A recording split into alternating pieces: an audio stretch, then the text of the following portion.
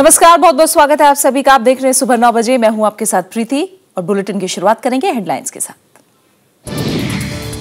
चुनाव आयोग की अरविंद केजरीवाल को सख्त चेतावनी, कहा विवादित बयानों से बचें, थमाया तीसरा नोटिस। कांग्रेस का घोषणा पत्र जारी, आम आदमी पार्टी ने मुद्दे चोरी करने का लगाया आरोप। 26 जनवरी के बाद आएगा बीजेपी का घोषणा पत्र। रिहा होने के कुछ देर बाद ही रोम शर्मिला गिरफ्तार, फिर लगा खुदकुशी के प्रयास का आरोप। ओबामा के भारत दौरे से पहले अमेरिका की पाकिस्तान को चेतावनी, देश को ना बनने दें आतंकवादियों की पनाहगाह। दावोस में जॉन केरी ने उठाया मुंबई हमले का मसला। और ऑस्ट्रेलियन ओपन में बड़ा उलटफेर, रॉजर फेडरर हुए प्रतियोगिता से बाहर। भारत के लिए बुरा दिन, सानिया मिर्जा, लिएंडर पेस और बोपन्ना युगल मुकाबलों में हारे। शुरुआत दिल्ली के चुनावी दंगल के साथ। चुनाव आयोग ने अरविंद केजरीवाल को आचार संहिता उल्लंघन के मामले में तीसरा नोटिस जारी किया है। आयोग ने केजरीवाल को बयानों में संयम बरतने की हिदायत भी दी है। इससे पहले केजरीवाल ने एक मामले के जवाब में चुनाव आयोग को कल बताया कि उन्होंने किसी भी तरह आचार संहिता का उल्लंघन नहीं किया है। आम आदमी पार्टी के संयोजक अरविंद केजरीवाल पर चुनाव आयोग के नोटिस का असर पड़ता नहीं दिख रहा। चुनाव आयोग ने उन्हें नया नोटिस थमाते हुए 27 जनवरी को 11 बजे तक जवाब देने के लिए कहा है। मामला ठीक वैसा ही है जिसमें उन्हें पहला नोटिस मिला था। उत्तम नगर की रैली में केजरीवाल ने वोटरों से कहा था कि जो भी पार्टी पैसा दे आप पैसा ले लीजिए, लेकिन वोट आम आदमी पार्टी को ही दीजिए। छतरपुर और देवली में इसी बात को उन्होंने फिर दोहराया और बदले में एक बार फिर आयोग ने उन्हें नोटिस थमा दिया। पैसा भी ले लेना, कंबल भी ले लेना, आजकल चावल के कट्टे दे रहे हैं वो भी ले लेना। पैसा दोनों पार्टियों से लेंगे लेकिन वोट झाड़ू पे देंगे। इस बार धोखा देंगे इन पार्टियों को।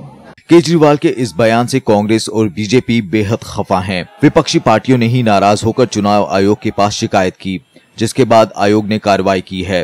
लिहाजा कांग्रेस और बीजेपी पूरे घटनाक्रम पर पैनी नजर बनाए हैं। आपको कम से कम जो संस्थाएं हैं, संवैधानिक संस्थाएं, जिनके को ये जिम्मेवारी दी गई है कि चुनाव सही तरीके से कराएं, उनकी मान सम्मान करना चाहिए। केजरीवाल को 2 नोटिस तो वोटरों को पैसे लेने की अपील करने वाले बयान पर मिले हैं, लेकिन तीसरे नोटिस में चुनाव आयोग ने केजरीवाल के बयान की निंदा भी की है। चुनावी सभा के दरमियान अरविंद केजरीवाल ने बीजेपी पर दिल्ली में दंगा भड़काने के आरोप लगाए थे। शिकायत के बाद चुनाव आयोग ने माना कि इस तरह के बयान से केजरीवाल को परहेज करना चाहिए। केजरीवाल को लगातार मिल रहे नोटिस से बीजेपी खासा उत्साहित दिख रही है। मुद्दा उनके पास है नहीं, गैर मुद्दों की बात करते हैं। जिन मुद्दों को लेकर के आना है, और रही केंद्र सरकार की बात, केंद्र सरकार ने क्या क्या किया है इसको हमें बताने की आवश्यकता नहीं है दिल्ली के अंदर। पहले नोटिस के बदले शुक्रवार को 10 पेज का जवाब देते हुए केजरीवाल ने कहा था कि उन्होंने आचार संहिता का उल्लंघन नहीं किया है। Bureau report, Rajya Sabha TV. और वहीं आम आदमी पार्टी ने कई तरह के आरोप लगाए हैं और ये भी कहा है कि उन्होंने तमाम मुद्दे दूसरी पार्टियों ने उनके चोरी किए हैं।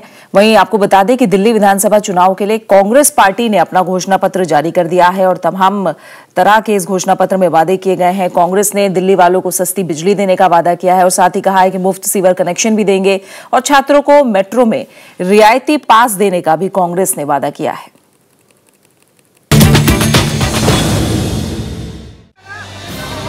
चुनाव की तारीखों से लगभग 2 हफ्ते पहले कांग्रेस ने अपनी घोषणाओं का पिटारा खोल दिया। घोषणा पत्र का पहला हिस्सा जारी करते हुए कांग्रेस ने वादों की झड़ी लगा दी। कांग्रेस ने वादा किया कि अगर वो सत्ता में आई तो कई मोर्चों पर दिल्ली को बेहतर बनाने की कोशिश करेगी। घोषणा पत्र में 200 यूनिट तक बिजली बिल 1.5 रुपए की दर से और 200 यूनिट को पार करने पर आधी कीमत पर मुहैया कराने का वादा किया गया है। सीवर की सुविधा हर घर तक मुफ्त पहुँचाने, पानी और सीवर के पुराने बिल को माफ करने के साथ साथ यमुना की सफाई का भी वादा किया गया है। कांग्रेस ने ई स्कूलिंग पर जोर देते हुए कहा कि हर विधानसभा सीट पर सरकारी साइबर कैफे खोले जाएंगे।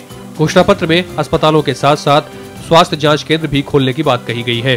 सफाई कर्मियों के लिए ठेकेदारी प्रथा खत्म करने, डीटीसी कंडक्टरों और होमगार्डों को नियमित करने के अलावा आंगनबाड़ी कार्यकर्ताओं के वेतन बढ़ाने की बात कही गई है। कांग्रेस ने 150 नए स्कूल, 20 कॉलेज खोलने के साथ साथ ये भी कहा है कि आर्थिक रूप से कमजोर छात्र अब स्नातक के बाद भी मुफ्त शिक्षा ले सकेंगे। कांग्रेस ने अनधिकृत कॉलोनियों को निर्मित करने, लाल डोरा में मालिकाना हक देने का भी वादा किया है। इसके अलावा घोषणा पत्र में महिला सुरक्षा, मेट्रो में छात्रों और बुजुर्गों के लिए पास देने के अलावा बीपीएल परिवारों को 7 किलो गेहूं और 1 किलो चावल देने की बात शामिल है। कांग्रेस ने इस मौके पर बीजेपी और आम आदमी पार्टी पर निशाना साधते हुए कहा कि वो ऐसे वायदे कर रही है जिन्हें पूरा करना मुमकिन नहीं। कांग्रेस ने कहा कि उनका घोषणा पत्र व्यवहारिक है और अगर वो सत्ता में आई तो अपने सारे वायदे पूरा करेगी। एक बच्ची ये कहती है कि आम आदमी पार्टी एक ऐसी एप्लीकेशन बनाएगी जिसके अंदर मैं बटन दबाऊंगी और 5 मिनट में पुलिस आ जाएगी। तो बटन दबाए और 5 मिनट में पुलिस आ जाए, ये कैसे मुख्यमंत्री दिल्ली का सुनिश्चित कर सकता है? वो अगर फोन का बटन दबाए और एक अगर पुलिस का कांस्टेबल भी बुलाना चाहे तो पुलिस का कांस्टेबल भी ऊपर से पूछेगा तब उसके पास में आएगा। दिल्ली को साफ पानी तब मिलेगा अगर 15,000 किलोमीटर दिल्ली में पानी की लाइन बदली जाएगी। हमने अपने 15 साल के कार्यकाल में 11,000 किलोमीटर लाइन बदली, 4,000 किलोमीटर लाइन बढ़नी और रह गई थी। कांग्रेस ने इस मौके पर यह भी कहा कि दिल्ली में प्राथमिकता के मुताबिक उनकी सरकार ने काम किया। हालांकि विपक्षी पार्टियां कांग्रेस के घोषणा पत्र के कई वायदों को खारिज कर रही हैं।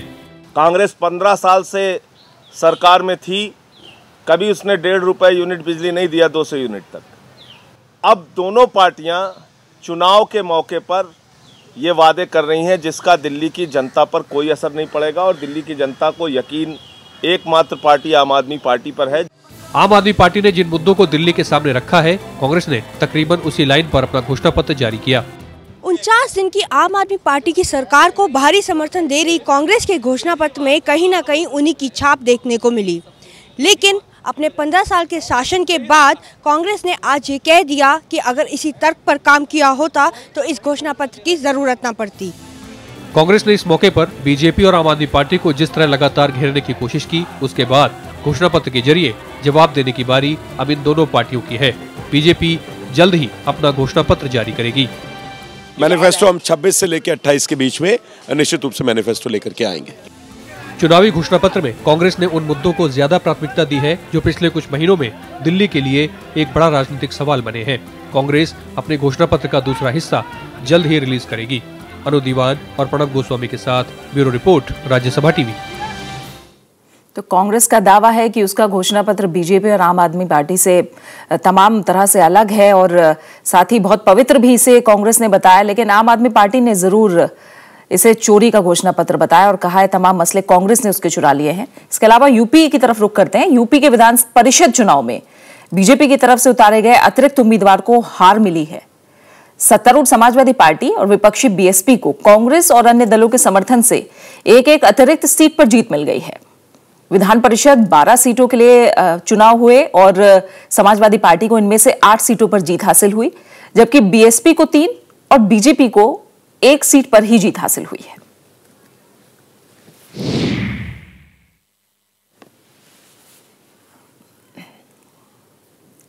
रिहाई के एक दिन बाद इरोम शर्मिला को फिर से हिरासत में ले लिया गया है।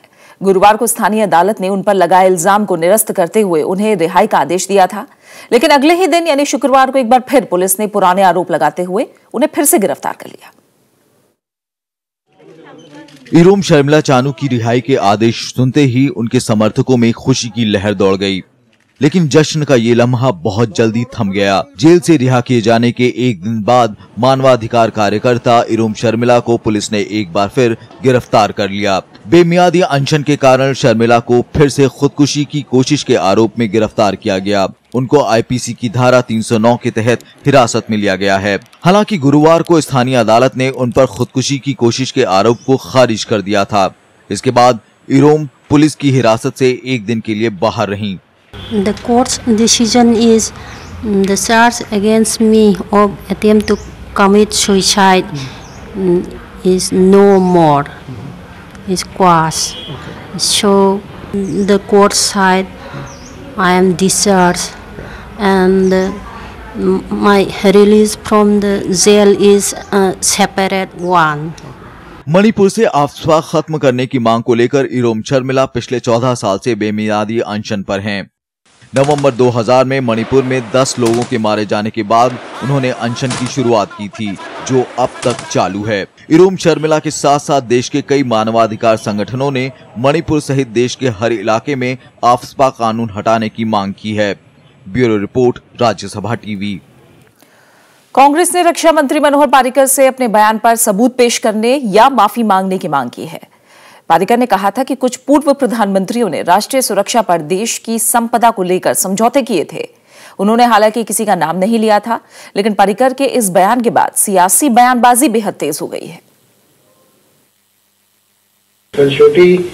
You have to build assets and you have to build deep assets. Deep assets are assets which has to be created over 20 years, 30 years. दुर्दैवाने इथं या देशात असे प्रधानमंत्री होऊन गेले की जे डीप एसेट सुद्धा कॉम्प्रोमाइज केले, मी नाव घेत नाही। रक्षा मंत्री और बीजेपी नेता मनोहर पर्रिकर ने गुरुवार को मुंबई में एक कार्यक्रम के दौरान ये बयान दिया था। कांग्रेस ने कहा है कि पर्रिकर या तो सबूत दें या फिर माफी मांगे।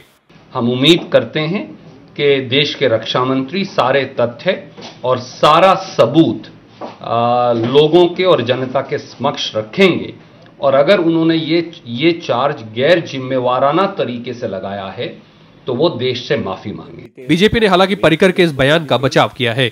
I think it's a known fact that many Congress prime ministers have compromised on national security. This is a fact that is known to the people of the country.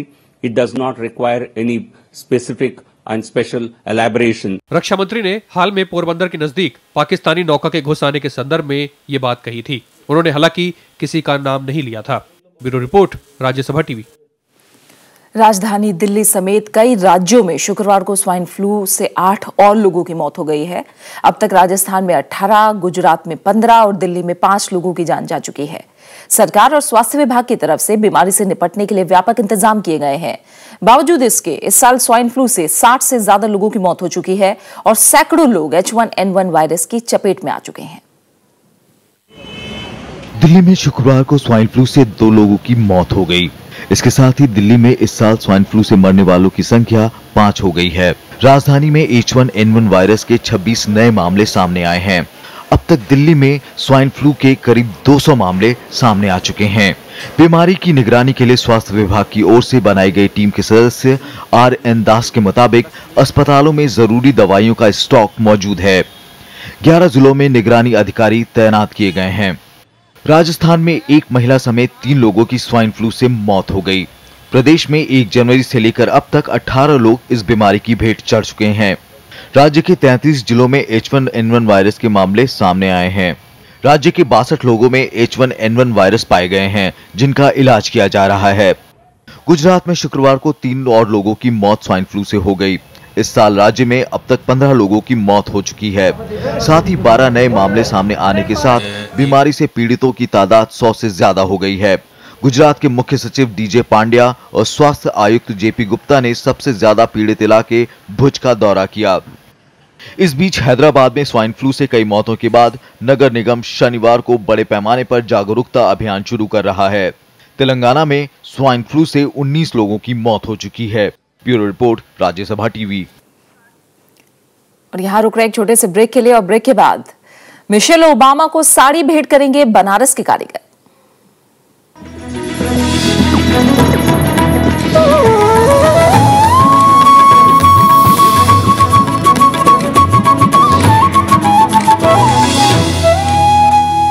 और आइए सुबह 9 बजे में रुक करते हैं कुछ और अहम खबरों का। प्रधानमंत्री नरेंद्र मोदी और अमेरिका के राष्ट्रपति बराक ओबामा के बीच शिखर वार्ता के पहले दोनों देश परमाणु समझौते को लागू करने की शर्तों पर सहमति बना लेना चाहते हैं। अगर ऐसा हुआ तो यह ओबामा के लिए बड़ी उपलब्धि होगी। साथ ही भारत में भी इसके बाद परमाणु रिएक्टर लगाने की गति तेज हो जाएगी।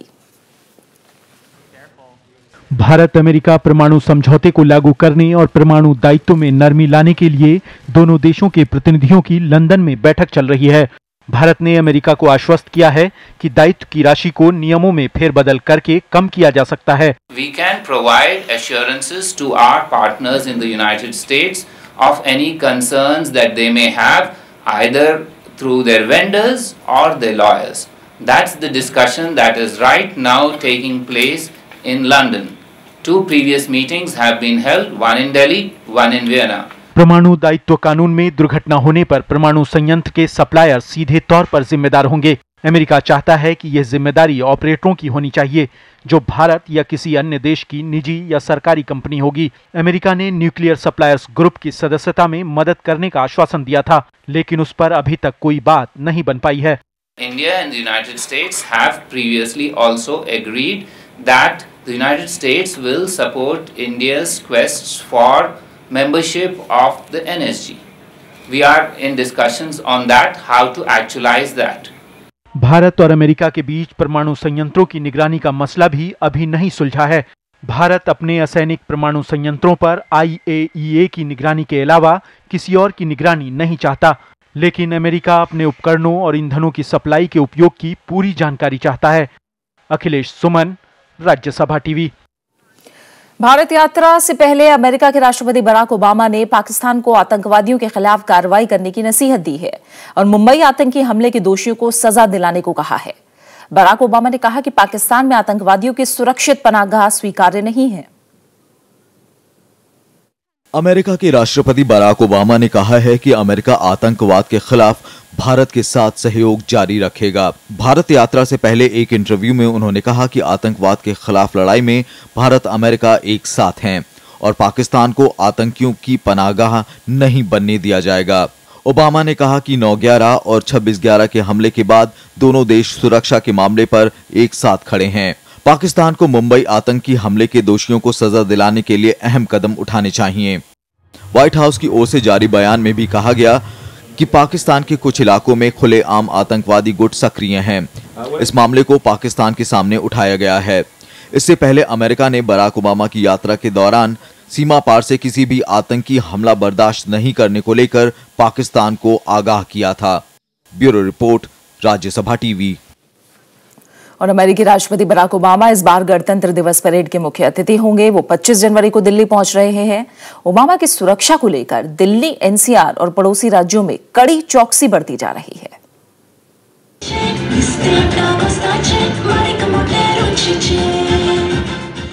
गणतंत्र दिवस की तैयारियों के तहत शुक्रवार को फुल ड्रेस रिहर्सल में शानदार झांकियां निकाली गईं। राजपथ पर सेना के जवानों ने अनोखे करतब से सबको हैरान कर दिया। थल सेना, वायुसेना और नौसेना की झांकियों ने भी दर्शकों का मन मोह लिया। लेकिन परेड की फुल ड्रेस रिहर्सल की वजह से राजधानी दिल्ली में कई रास्तों पर जाम लगा। दिल्ली पुलिस ने 26 जनवरी की परेड के लिए भी रूट में कई बदलाव किए हैं। इसके मद्देनजर परेड के रास्तों पर गाड़ियों की आवाजाही सुबह 5 बजे से ही बंद कर दी जाएगी। 26 तारीख को ये सुबह 5 बजे से ही राजपथ बंद हो जाएगा और बाकी पूरा जो इलाका है वो भी सैनिटाइज हो जाएगा। उसमें भी किसी भी तरह की गाड़ी जिसमें लेबल नहीं लगा है, जैसे मैंने एक्सप्लेन किया, बिना लेबल की गाड़ी को अलाउड नहीं होगा। इस बीच अमेरिकी राष्ट्रपति बराक ओबामा की यात्रा के मद्देनजर राजधानी दिल्ली को किले में तब्दील कर दिया गया है। नो फ्लाई जोन का दायरा बढ़ाने के साथ ही दिल्ली, NCR और पड़ोसी राज्यों में सुरक्षा कड़ी कर दी गई है। इस बार नो फ्लाई जोन का दायरा 300 किलोमीटर से बढ़ाकर 400 किलोमीटर कर दिया गया है। बराक ओबामा को आगरा भी जाना है। इसी के मद्देनजर 40 सदस्यीय अमेरिकी सुरक्षा विशेषज्ञों के दल ने यहाँ के सुरक्षा इंतजामों का जायजा लिया। We will welcome him in the spirit of Atithi Dev Bhav and with full security, foolproof security will be provided. उधर ओबामा के दौरे के मद्देनजर जम्मू कश्मीर में अंतर्राष्ट्रीय सीमा के नजदीक भी 1200 अतिरिक्त जवानों को तैनात किया गया है। Bureau report, Rajya Sabha TV. और ओबामा दंपति के भारत दौरे को लेकर सिर्फ दिल्ली और आगरा में ही नहीं, बनारस में भी तैयारियां जोर शोर से हैं। यहाँ के बुनकर इस बार मिशेल ओबामा को बनारस की खूबसूरत साड़ी भेंट करना चाहते हैं और इस काम को अंजाम देने के लिए वो कोई कोर कसर नहीं छोड़ना चाहते। बराक ओबामा और बनारस का रिश्ता काफी पुराना है, इसलिए उनके आने से पहले घाटों पर दोनों देशों की दोस्ती को लेकर यज्ञ तक हो रहे हैं। लेकिन इस बीच बुनकरों ने भी अपने हथकरघों पर महीन काम को अंजाम देना शुरू कर दिया है और एक से एक बनारसी साड़ियां बुन रहे हैं। इस बार वो अमेरिका की पहली महिला यानी मिशेल ओबामा को अपनी खूबसूरत कलाकारी का नमूना भेंट करना चाहते हैं। हम लोग 2 महीने से इस चीज़ को तैयारी कर रहे थे कि भाई दुनिया का सबसे सशक्त राष्ट्र का राष्ट्रपति आने वाला है, तो उसको इस देश में सम्मान भी वैसे ही दिया जाए और सामान भी वैसे ही दिया जाए, ताकि वो भारत को समझ सके कि यहाँ पे कला का कितना जो महत्व है। खबर है कि प्रधानमंत्री नरेंद्र मोदी इस बार मिशेल ओबामा को करीब 100 साड़ियां भेंट करने वाले हैं, तो ऐसे में साड़ियां उनके चुनाव क्षेत्र से हों तो बात ही अलग होगी। ओबामा जी आ रहे हैं यहाँ, तो उनकी वाइफ अगर हमारे यहाँ विजिट करती है तो हमारे पास उनके लिए सिलेक्शन होनी चाहिए दिखाने के लिए। इस बीच डिजाइनर्स ने मिशेल ओबामा की साड़ी में अवतार को लेकर फोटोशॉप पिक्चर्स भी निकाल दी हैं। इसके पीछे एक कारण भी है। मिशेल ओबामा के पसंदीदा डिजाइनर्स में कई भारतीय नाम भी हैं। जैसे पिछले साल ऑस्कर्स के दौरान पहनी गई उनकी ये ड्रेस नईम खान ने डिजाइन की थी, जो भारतीय मूल के हैं। जे लीनो शो के दौरान भी मिशेल ओबामा ने बीबू महापात्रा की ड्रेस पहनी थी। इसके अलावा प्रबल गुरांग भी मिशेल को सजा चुके हैं। तो हैरानी की बात नहीं कि मिशेल भी बनारस से मिलने वाले इस उपहार का इंतजार कर रही होंगी। Bureau report, Rajya Sabha TV. Switzerland के दावोस शहर में हो रहे 45वें विश्व आर्थिक सम्मेलन के तीसरे दिन अमेरिकी विदेश मंत्री जॉन केरी सहित कई नेताओं ने आतंकवाद के खिलाफ एकजुट होने का आह्वान किया। वहीं इराक के प्रधानमंत्री हैदर अल अबादी ने ISIL के खिलाफ मदद की अपील की है। आर्थिक मसलों पर गहन चर्चा के बाद दावोस में आतंक के खिलाफ लड़ाई का मसला जोर शोर से गूंजा। वैश्विक आतंकवाद के मुद्दे को उठाते हुए अमेरिकी विदेश मंत्री जॉन केरी ने कहा कि हिंसा का कोई मजहब नहीं होता, हमें पूरी ताकत से एकजुट होकर लंबी लड़ाई लड़नी है। केरी ने 9/11 के मुंबई हमलों का भी जिक्र किया। साथ ही ISIS के मुस्लिमों के रहनुमा होने के दावे को झूठा करार दिया। There are no grounds of history, religion, ideology, grievance, psychology, politics, economic disadvantage, or personal ambition that will ever justify the murder of children, the kidnapping and the rape of teenage girls, or the slaughter of unarmed civilians, whether for ideology or for some false religious assertion. सम्मेलन में इराकी प्रधानमंत्री हैदर अल अबादी ने कहा कि ISIS सिर्फ Iraq के लिए चुनौती नहीं है, बल्कि इससे पूरी दुनिया को खतरा है। इसलिए इस खतरे से जूझने के लिए बगदाद को अकेला नहीं छोड़ा जाना चाहिए। हमें इस संकट के समय में दुनिया भर से सहयोग की जरूरत है। We cannot and must not meet our challenges alone. We need the international coalition to provide more armaments, conduct more airstrikes, and continue training our forces. आज दुनिया जिस वैश्विक आर्थिक संकट से गुजर रही है, उसमें आतंकवाद का भी बड़ा हाथ है। इराक में ISIS की वजह से आर्थिक गतिविधियां रुक गई हैं। मध्य एशिया की अर्थव्यवस्था भी आतंकवाद का शिकार है। यही नहीं, विकासशील देश जैसे भारत, मलेशिया, चीन और इंडोनेशिया को भी इस खतरे के कारण अपने सुरक्षा बजट में बढ़ोतरी करनी पड़ी है। Bureau report, Rajya Sabha TV. बात ऑस्ट्रेलियन ओपन की। टेनिस टूर्नामेंट में स्विट्जरलैंड के रॉजर फेडरर बड़े उलटफेर के बाद टूर्नामेंट से बाहर हो गए हैं। 17 बार के ग्रैंड स्लैम विजेता फेडरर को तीसरे दौर में इटली के एंड्रियास सेपी ने 6-4, 7-6, 4-6 और 7-6 से हराया। फेडरर ने सेपी को रोकने की तमाम कोशिशें की, लेकिन सेपी पर इसका कोई असर नहीं दिखाई दिया। उन्होंने फेडरर के बैकहैंड पर जबरदस्त प्रहार किया। वहीं एक दूसरे मैच में स्पेन के राफेल नडाल इजराइल के डूडी सेली को 6-1, 6-4 और 7-5 से हराकर चौथे दौर में पहुंच गए। चौथे दौर में नडाल का मुकाबला दक्षिण अफ्रीका के केविन एंडरसन से होगा। इसके अलावा अगर बात की जाए महिलाओं की, तो इन मुकाबलों में रूस की मारिया शरापोवा ने कजाकिस्तान की जनीना डियाज पर 6-1, 6 की आसान जीत के साथ साथ चौथे दौर में प्रवेश कर लिया है। अब शरापोवा चीन की पेंग शुआई का सामना करेंगी।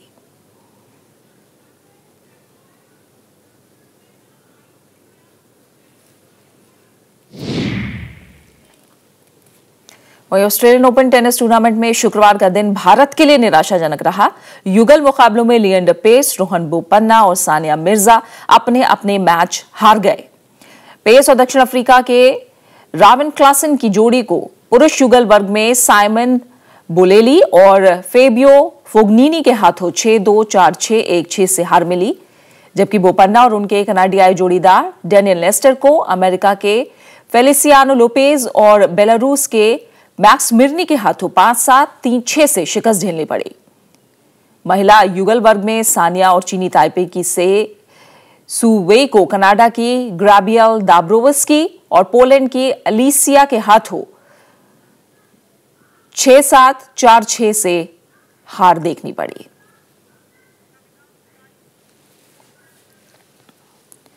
प्रधानमंत्री नरेंद्र मोदी ने शुक्रवार को 24 बच्चों को राष्ट्रीय वीरता पुरस्कार से सम्मानित किया। इस मौके पर प्रधानमंत्री ने बच्चों की तारीफ करते हुए कहा कि उन्होंने अपनी बहादुरी से समाज को साहसिक कार्य करने की राह दिखाई है। ये हैं अदम्य साहस और बहादुरी दिखाने वाले बच्चे। इन्हें साल 2014 के लिए राष्ट्रीय वीरता पुरस्कार से सम्मानित किया गया। प्रधानमंत्री नरेंद्र मोदी ने जान की परवाह किए बिना बहादुरी दिखाने वाले इन बच्चों की जमकर तारीफ की। साहस के जरिए जिन्होंने एक उत्तम काम किया है, ऐसे सभी बालक बालिकाएं, आप सबको हृदय से बहुत बहुत अभिनंदन, बहुत बहुत बधाई। इस साल 24 बच्चों को वीरता पुरस्कार से सम्मानित किया गया। 2014 का भारत पुरस्कार उत्तर प्रदेश की 16 साल की रेशम फातिमा, गीता चोपड़ा पुरस्कार असम के 13 साल के गुंजन शर्मा और संजय चोपड़ा पुरस्कार उत्तर प्रदेश के 16 साल के देवेश कुमार को दिया गया। राष्ट्रीय वीरता पुरस्कार की शुरुआत 1957 में हुई थी। भारत सरकार और भारतीय बाल कल्याण परिषद ये पुरस्कार साहसिक और बहादुर बच्चों को देती है।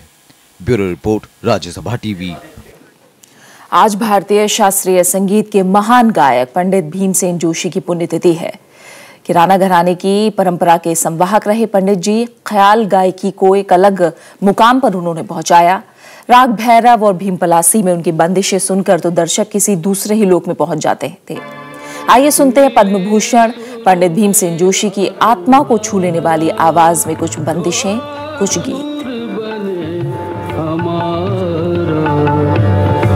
सुर की नदियाँ हर दिशा से बह के सागर में मिले, रघुवर तुमको मेरी लाज, रघुवर तुमको मेरी लाज, सदा सदा मैं शरण तिहारी, सदा सदा मैं शरण तिहारी, तुम हो गरीब निवाज। वह हिंदी सिनेमा में काफी कम लोग हैं जिन्हें शोमैन का खिताब मिला है। शायद राज कपूर के बाद ये खिताब सुभाष घई को ही मिला, जो आज अपना जन्मदिन मना रहे हैं। सुभाष घई ने अपने करियर की शुरुआत की एक अभिनेता के तौर पर, लेकिन उन्हें कामयाबी मिली जब उन्होंने निर्देशन में कदम रखा। उनकी बतौर निर्देशक पहली फिल्म थी कालीचरण। उसके बाद तो उन्होंने हिट फिल्मों की झड़ी लगा दी। विधाता, कर्मा, खलनायक, राम लखन और परदेस उनकी कुछ खास फिल्में रही। आइए देखते हैं उनकी फिल्मों के कुछ यादगार लम्हे। अब क्या चाहते हो तुम? मुझसे मेरी माँ को भी दूर कर देना चाहते हो? इस थप्पड़ की गूंज सुनी तुमने?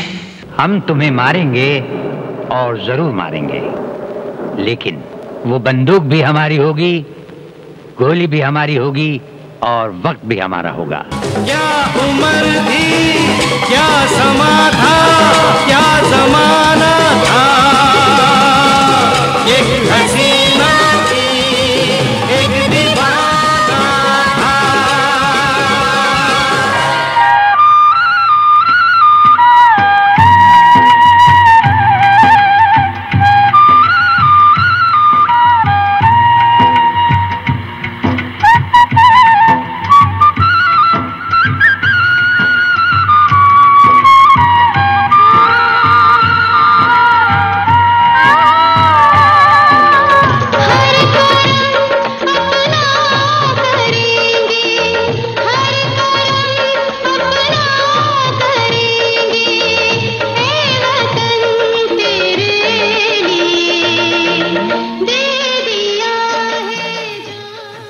और अब आखिर में हेडलाइंस।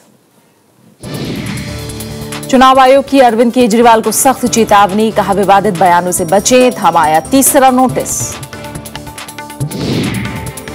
कांग्रेस का घोषणा पत्र जारी, आम आदमी पार्टी ने मुद्दे चोरी करने का लगाया आरोप। 26 जनवरी के बाद आएगा बीजेपी का घोषणा पत्र। रिहा होने के कुछ देर बाद ही रोम शर्मिला गिरफ्तार, फिर लगा खुदकुशी के प्रयास का आरोप। ओबामा के भारत दौरे के पहले अमेरिका की पाकिस्तान को चेतावनी, देश को ना बनने दें आतंकवादियों के पनाहगाह। दावोस में जॉन केरी ने उठाया मुंबई हमले का मसला। ऑस्ट्रेलियन ओपन में बड़ा उलटफेर, रॉजर फेडरर हुए प्रतियोगिता से बाहर। भारत के लिए बुरा दिन, सानिया मिर्जा लिएंडर पेस और बोपन्ना युगल मुकाबलों में हारे।